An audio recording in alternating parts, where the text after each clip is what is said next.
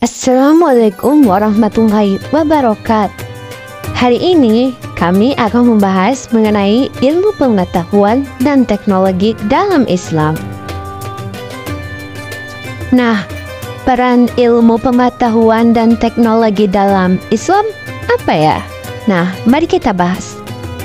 Nah, jadi peran Islam dalam perkembangan iptek adalah bahwa syariah Islam harus dijadikan standar pemanfaatan iptek. Ketentuan halal haram atau hukum-hukum syariah Islam wajib dijadikan tolak ukur dalam pemanfaatan iptek. Bagaimanapun juga bentuknya, iptek yang boleh dimanfaatkan adalah iptek yang dihalalkan oleh hukum Islam. Sedangkan yang tidak diperbolehkan adalah yang diharamkan oleh hukum Islam. Selanjutnya ada iman, amal, dan iptek sebagai satu kesatuan. Islam sering digambarkan sebagai agama holistik yang bertujuan untuk membimbing individu dalam aspek spiritual, intelektual, dan fisik mereka.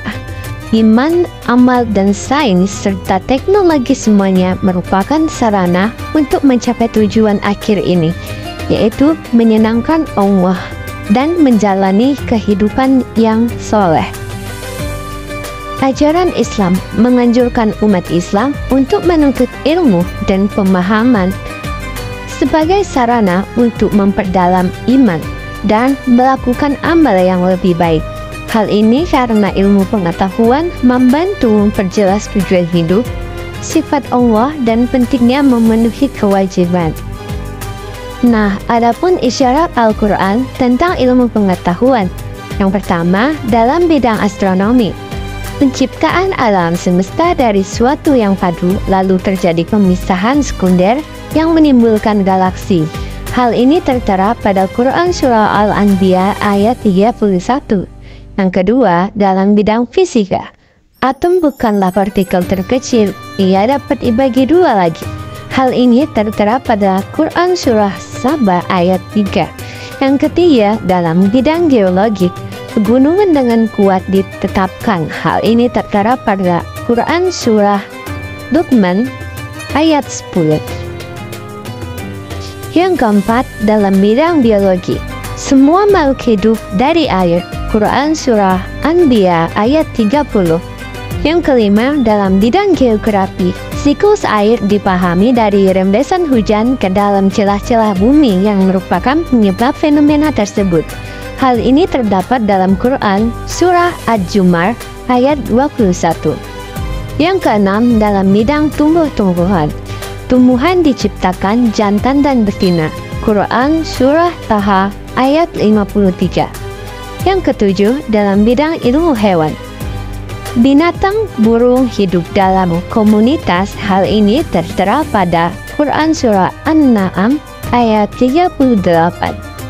Yang kedelapan, dalam bidang pengobatan.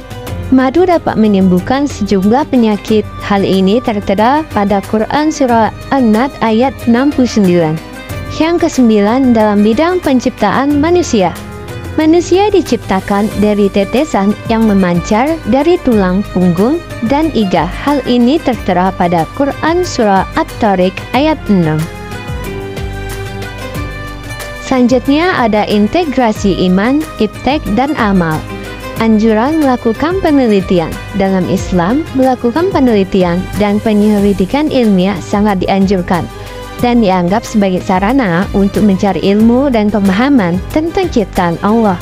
Menurut Imam Al-Ghazali, menuntut ilmu merupakan aspek mendasar dari spiritualitas Islam, karena hal itu memungkinkan kita untuk memahami ciptaan Allah dan menghargai kebijaksanaan serta kekuasaannya.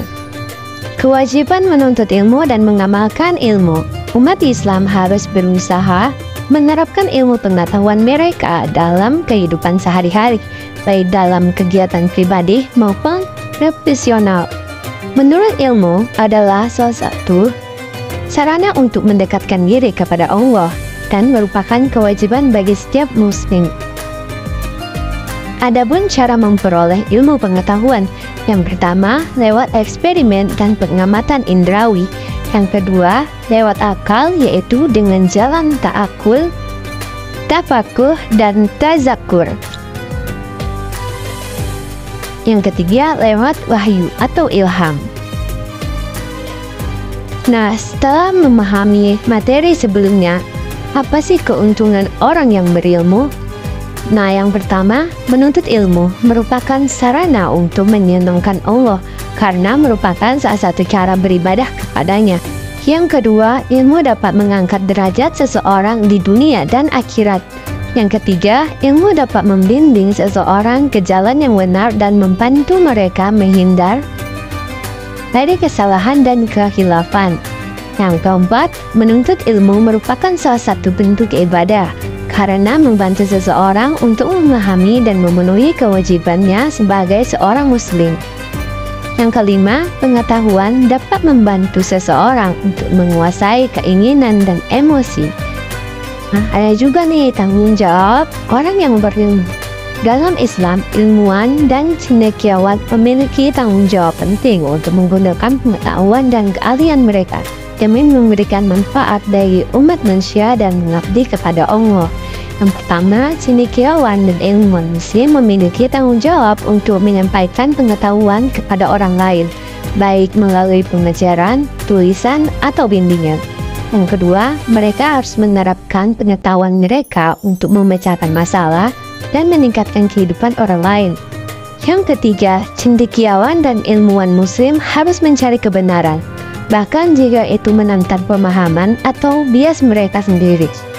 Yang keempat, mereka harus menghargai karya orang lain, termasuk penemuan dan kontribusi mereka, dan mengakui pentingnya kerjasama tim dalam kemajuan ilmiah. Nah, itulah materi-materi yang dapat kami sampaikan. Semoga dapat menambah wawasan bagi pendengar dan pembaca sekalian. Sekian dan terima kasih. Jika ada kesalahan, kami mohon maaf.